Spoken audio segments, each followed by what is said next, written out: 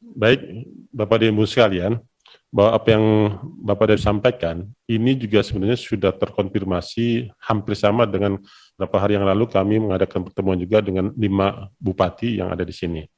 Seperti apa yang disampaikan oleh Pak Asisten Yogyakarta, yaitu persoalan ini dikembalikan kepada daerah, ini juga kemarin sudah disampaikan dengan Wali Kota Kupang, Bu, bahwa rekrutmen ini seyogianya disampaikan kepada kepala-kepala daerah masing-masing. Karena apa?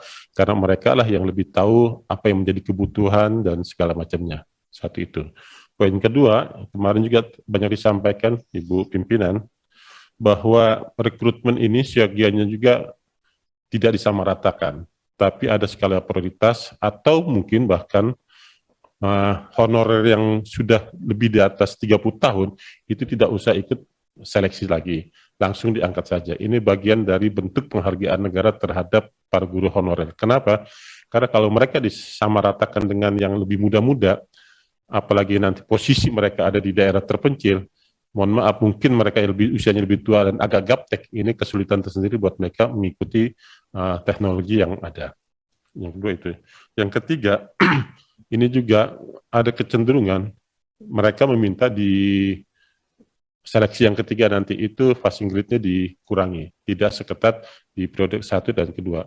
Lagi-lagi ini juga sangat kami rasakan bahwa seperti apa yang tadi teman-teman sampaikan di periode sebelumnya, kita juga harus bisa membedakan mana daerah yang bagus atau malah daerah-daerah yang terpencil. Kalau istilah saya mungkin ada tiga kriteria atau 3 klaster. Ada klaster A, klaster B, klaster C.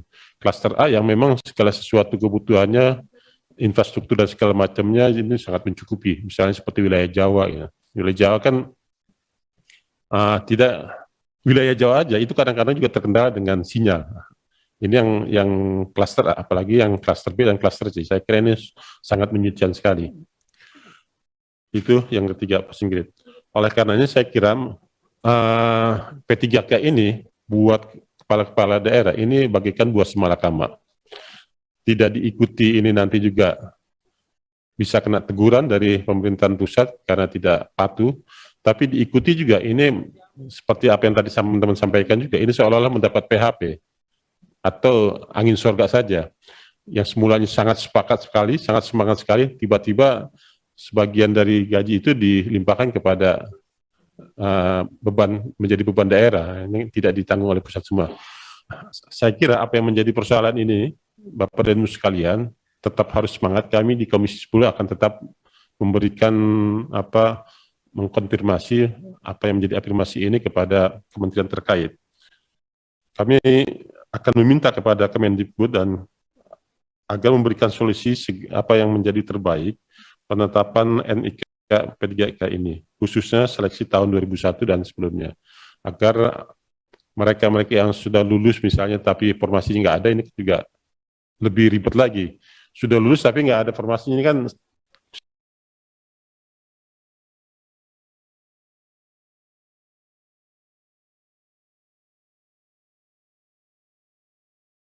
baik yang ikut panja maupun tidak panja, insya Allah akan satu kata untuk ikut memperjuangkan apa yang menjadi semangat kepala pimpinan daerah se-Nusantara ini. Saya kira itu tambahan dari saya. Terima kasih. Wallahul muwaffiq ila aqwamit thoriq. Assalamualaikum warahmatullahi wabarakatuh. Waalaikumsalam warahmatullahi wabarakatuh. Terima kasih, Mas Aam. Selanjutnya kami berikan kesempatan kepada PKS. Oh, Bu Sakinah dulu. Silakan Bu Sakinah. Terima kasih. Assalamualaikum warahmatullahi wabarakatuh.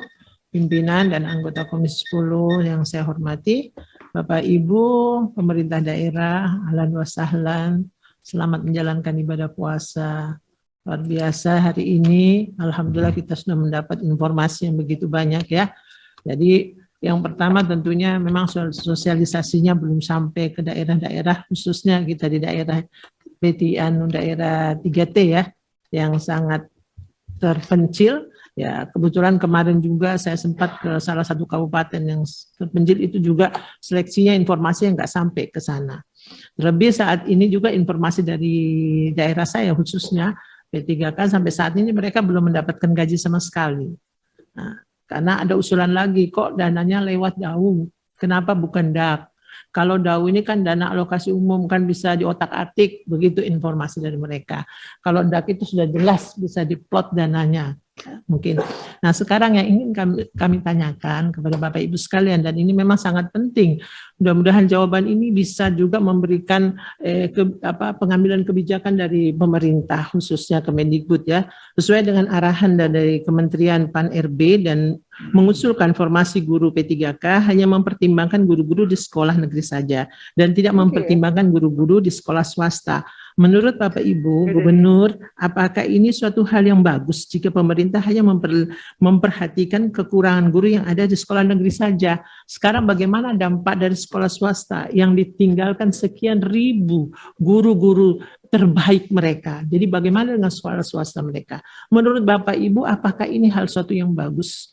Karena pendapat dari Bapak Ibu sekalian selaku pemerintah daerah ini penting untuk menjadi kebijakan dari pemerintah pusat. Nah, sekarang yang berikutnya tentang kontraknya. Berapa lama kontraknya? Pasca kontraknya habisnya bagaimana? Nilai kontraknya berapa? Apakah pemerintah daerah memahami akan hal ini? Yang ketiga terkait tadi yang disampaikan dari pemerintah dari Jogja, yang sudah seleksi tetapi nggak ada formasinya. Terus solusinya bagaimana yang diambil oleh pemerintah daerah? Karena tentunya mereka sudah berharap bahwa mereka lulus. Terus akan ditempatkan kemana mereka ini? Jadi seperti teman-teman sampaikan, menyatakan ini PHP dan lain sebagainya. Apa solusi pemerintah daerah menghadapi hal semacam ini? Itu mungkin pimpinan. Terima kasih. Assalamualaikum warahmatullahi wabarakatuh.